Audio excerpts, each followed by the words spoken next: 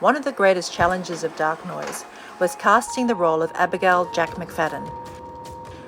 We looked at a lot of actors, but it wasn't until we were introduced to Imogen Sage through a mutual friend who had seen Imogen perform on stage interstate that we finally found our Jack. Jack is a bit of a loner.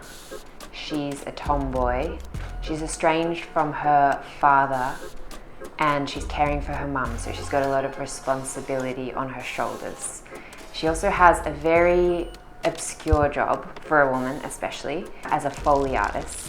So she's creating sounds for video games, usually very male kind of video games. But she loves it, she loves sound, and she lives in the world of sound, and she hears everything and she listens to everything, and she's taking it in constantly. That's how I think how she sees the world, is through sound. We stayed together largely where we were filming, so we had our own COVID bubble. So for Imogen and I, it was really simple because, it was a slumber party. We drove up there together, we stayed there together.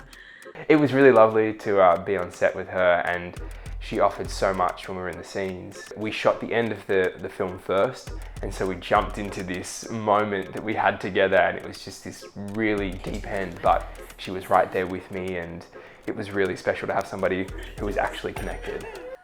So I already knew Imi from before. I'm actually very good friends with her mum. I mean, Imogen is so dedicated to her art form. It's a lot on Jack. It's a lot on her own, in the bush, listening to sounds, trying to find her dad. I think I was nervous initially, but then when we got out there, I think the story was so exciting, and it just pulled us all into making the film. So I think I threw all of that away and was just there in the bush as Jack shooting the movie.